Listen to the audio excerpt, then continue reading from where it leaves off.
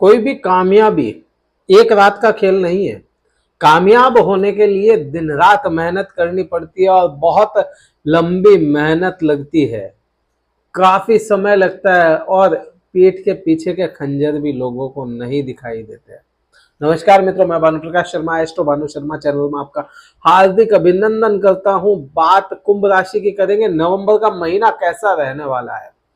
सबसे पहले इस वीडियो को शुरू करने से पहले ग्रहों की स्थिति समझ लेते हैं, कहां कौन से ग्रह बैठे हैं और आप पे क्या प्रभाव लाएंगे। सबसे पहले कुंभ राशि की ही बात करें कि कुंभ राशि में कौन सा ग्रह शनिदेव बैठे हैं और मार्गी हो रहे हैं। 4 नवंबर को शनिदेव इतने समय वक्री अवस्था में थे, मार्गी हो जाएंगे और आपको कुछ हद तक यहाँ पे मार्गी होकर के आप पे क्या क्या प्रभाव लाएंगे आगे बात करेंगे।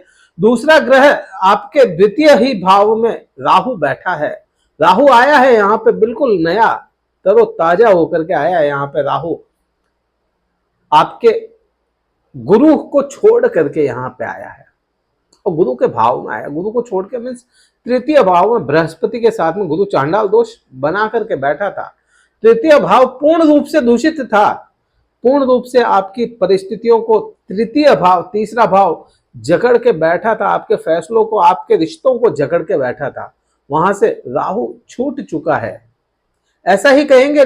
दूसरी बात अगर करें, दूसरे किसी और राशि की करते तो वहां था कि बृहस्पति को राहु ने जकड़ा था, लेकिन आपके लिए तो राहु को ही बृहस्पति ने जकड़ लिया था।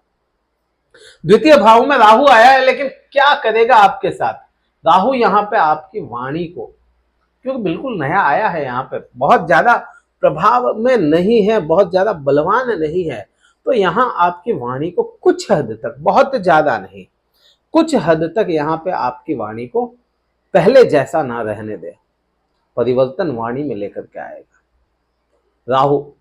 बृहस्पति आपके पूर्ण स्वच्छंद हुआ है। बृहस्पति आपके, जो बृहस्पति को माना गया ना, बृहस्पति कुंभ राशि के लिए ना तो बहुत ज्यादा बुरा ना बहुत ज्यादा अच्छा। क्यों? क्योंकि एक तो आपके लाभ भाव का स्वामी लाभेश होता है, एक द्वितीय बृहस्पति खुद होते हैं और आपके तृतीय भाव में बैठे, पराक्रम के भाव में बैठे। तो पैसों के लिए आपके फैसले यहाँ पे बृहस्पति ही करवाएंगे, आपके लाभ के लिए बृहस्पति ही कराएंगे और पूर्ण रूप से स्वच्छंद होने के कारण यहाँ पे बृहस्पति आपको कर्म करके जो पैसा कमाया जाता है, किसी से लाभ लिया जाए, कैसे लिया जाए, उसमें बृहस्पति आपका पूर्ण साथ निभाएंगे। इस महीने तो कम से कम काफी हद तक यहाँ पे बृहस्पति कर्म आपका अच्छा करवा देंगे, फैसले आपके अच्छे करवा देंगे, लाभ आपको दिला देंगे, आप जो भी कर्म करते हैं उसको। अगली बात करेंगे तो वह करेंगे शुक्र ग्रह की। 3 नवंबर को शुक्र ग्रह परिवर्तित हो जाएंगे। शुक्र ग्रह आपके अष्टम भाव में आएंगे केतु के साथ में।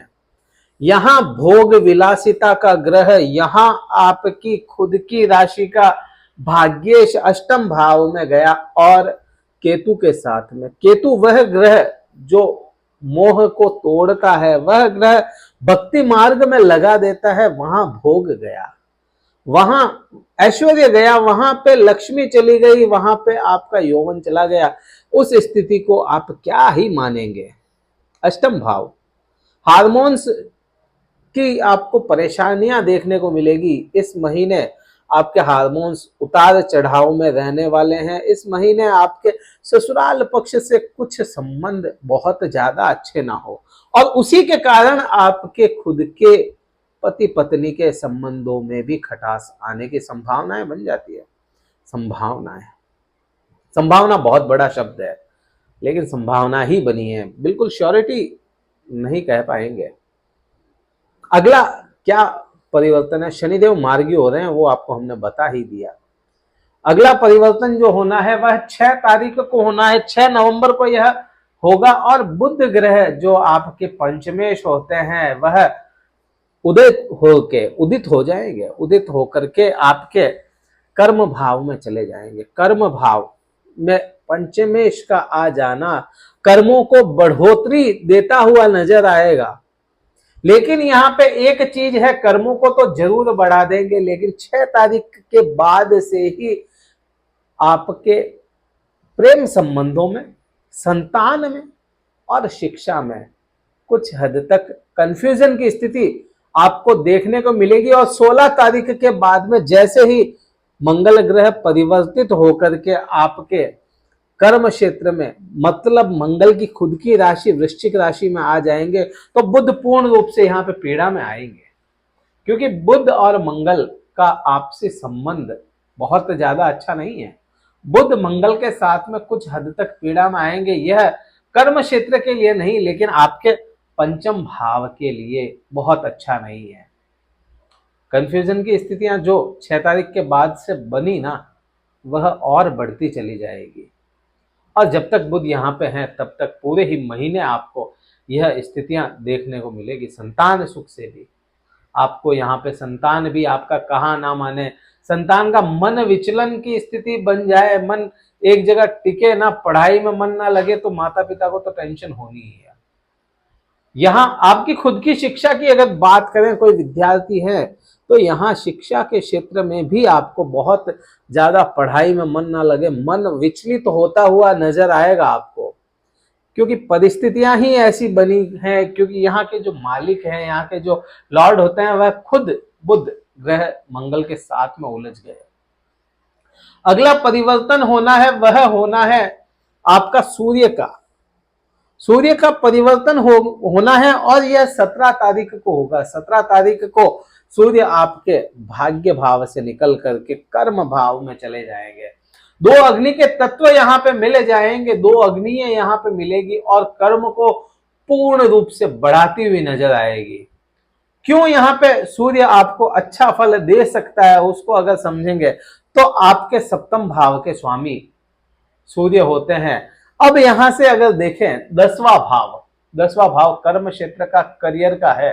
करियर में आपको बूस्ट मिलेगा। यहाँ पे 10वें भाव से अगर 10वां भाव काउंट करेंगे तो इसका रिफ्लेक्ट 7वें भाव पे पड़ता है और 7वां भाव आपके 10वें भाव में जा रहा है।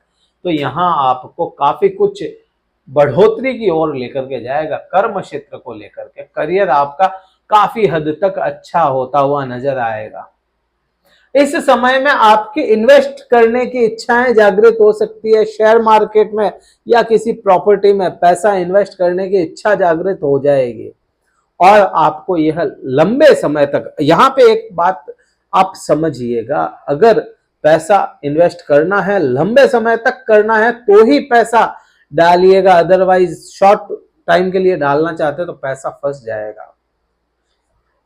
यहां एक चीज और है, शुक्र कन्या राशि में निम्न अवस्था के हो जाते हैं।